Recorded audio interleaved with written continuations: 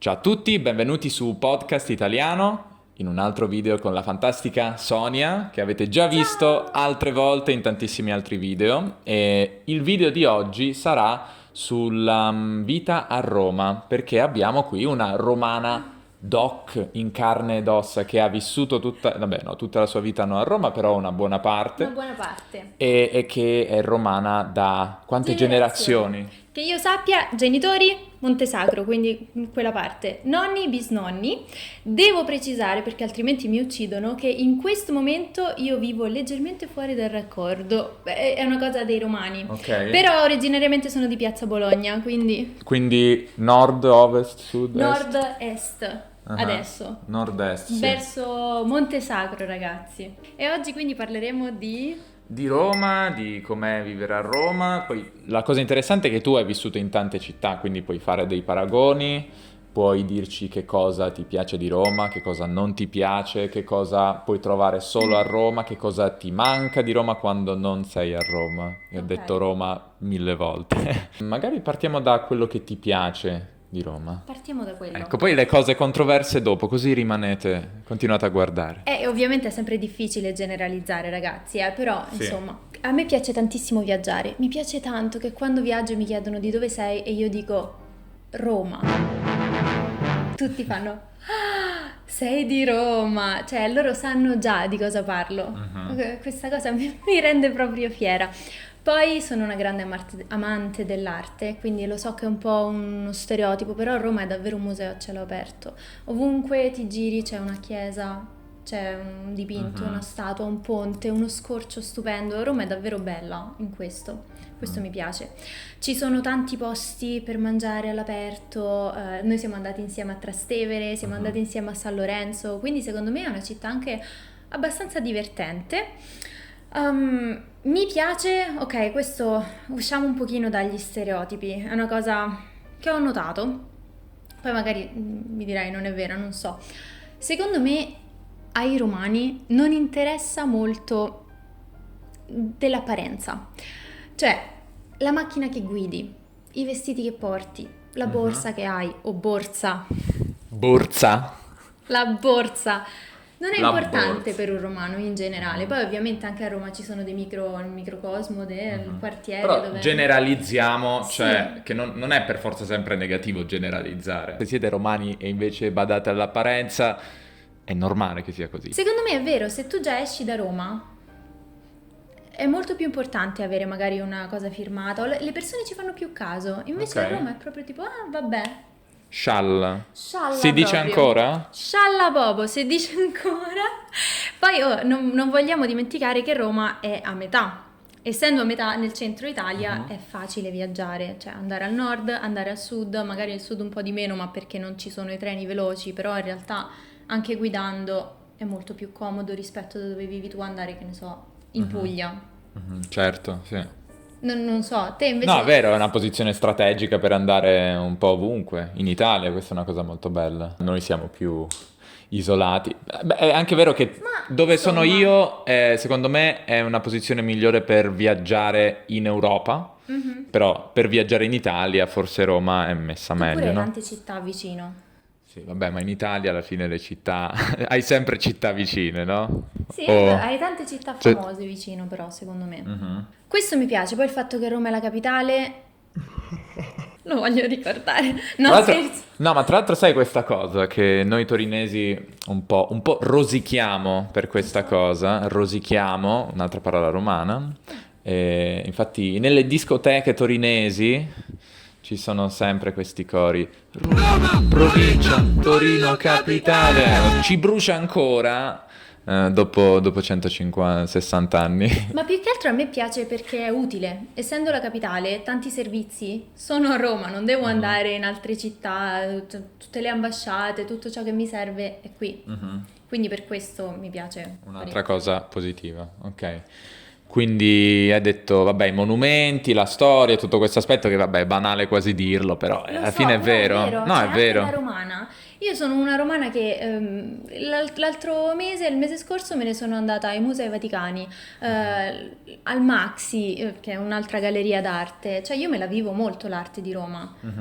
Periodicamente mi faccio un bel giro in centro per entrare nel Pantheon, rientro sempre a San Pietro. Cioè me la vivo e come me tanti romani si vivono l'arte di Roma, Non so Ok. se è uguale a Torino, perché anche voi avete tanta arte in Sì, realtà. sì, certo, dipende. Io non tanto, devo dire che ci sono tanti musei dove non vado perché dico, ma posso sempre andarci, quindi perché devo andarci? In generale direi che forse è una cosa mia, cioè non sono troppo interessato all'arte, però non sono tanto interessato forse ai musei, però è bellissimo camminare in una città senza dover entrare da nessuna parte ed essere circondati, no? Come uno sfondo. E Roma è davvero così, cioè io non venivo a Roma da tantissimo tempo, però è incredibile questa cosa, cioè Torino non è lontanamente paragonabile in questo, cioè che tu cammini e c'è una rovina, c'è un arco, cioè, è Io non sono mai incredibile. stata a Torino, quindi non ti so dire. Quando vieni? Lo so, devo venire adesso che non c'è il Covid. Quando torno ci voglio venire sicuramente. Non c'è il Covid, vabbè. Ci voglio venire sicuramente. Dai. Poi la cosa bella è che puoi davvero farti una vacanza senza spendere tantissimo, perché tantissime delle attrazioni di Roma sono gratuite. Tutte le fontane, tutte le chiese, cioè, Mhm. cavolo. Volevo chiederti solo il cibo, ecco. Ecco. Ecco, perché io da non romano che non veniva a Roma da tanto tempo ho trovato il cibo pazzesco qui. A parte che mi sembra che le porzioni siano molto più abbondanti delle nostre. È vero, a Roma le porzioni sono abbondanti, un po' come probabilmente in tutto il sud. Forse sì, Un forse po' sì. in tutto il sud le porzioni Uh-huh. diventano un po' più grandi. La cucina romana, io direi i primi. Cioè, la cucina romana è famosissima per i primi piatti. Abbiamo la carbonara, la matriciana, la cacio e pepe, Cacio e pepe. cacio e pepe, la gricia, la nasona, tanti primi. Poi io non sono proprio la migliore rappresentante della cucina romana perché io sono pescetariana, invece la cucina romana è carne, principalmente il pesce a Roma. Insomma, c'è il baccalà fritto, le alici, fiori zucca fritti, però insomma, principalmente è tanta carne, anche molta interiora, per esempio. Ok, quelle non mi interessano tanto. Però c'è così tanta varietà che trovi roba buona, no?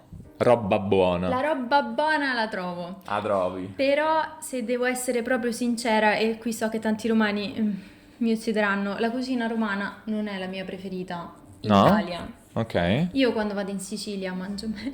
Non mi uccidete! La pizza però ragazzi, posso dire che la pizza romana è la mia preferita in Italia? E qui mi uccideranno quelli di Napoli! Sai cos'è bello a Roma? A Roma conosci i castelli? Quando vai a Riccia, a Frascati, ci sono le fraschette, che sono praticamente questi tipo ristorantini super informali, dove vai lì e ti prendi un po' di porchetta quando ancora la mangiavo, il vino, la romanella, ed un po' di formaggio con il pane, spendi pochissimo, mangi bene, ti fai tutta la serata, ti ubriachi. Sì. Questa cultura Piaceri anche bella. semplici. Sì. Ecco. Ok, le cose che non ti piacciono, passiamo alle note dolenti, quelle che ti faranno odiare da tanti spettatori. Ragazzi, secondo me è davvero difficile vivere a Roma. È vero che dipende tantissimo da dove vivi e dove lavori, perché se lavori vicino a dove vivi diventa molto più facile, però il romano in media fa un tragitto bello lungo, almeno 40 minuti andare, 40 minuti a tornare per andare al lavoro. Non tutti, però tanti. Il traffico è davvero terribile, il parcheggio è davvero terribile, guidare in queste strade minuscole ti toglie proprio la pazienza e quindi di conseguenza il romano spesso è stressato. Quando sento gli stranieri che dicono i romani non mi sono piaciuti perché erano maleducati, erano arrabbiati, è vero, spesso il romano è un po' così, un po' tipo nervoso, che magari ti risponde male, ti suona, però è perché proprio come si dice a Roma ce le tolgono. Ma dici gli automobilisti o i romani in generale? Perché allora, nella mia brevissima esperienza, che non vuol dire niente, non è un campione rappresentativo, però i camerieri mi sono sembrati super gentili. davvero super gentili, affabili, hanno voglia di parlare, di fare conversazione, chiederti cose, quindi... Cameriere sì, forse quando lavorano, soprattutto se sei al centro, ma in generale, in un negozio ti trattano abbastanza bene. Cioè un po' come lo standard italiano, che non è lo standard giapponese, né quello americano, però standard italiano ti trattano bene. Ma magari un romano per strada, o che sta guidando, o che sta in fila alla posta, o che è sull'autobus, è stressato, ma perché...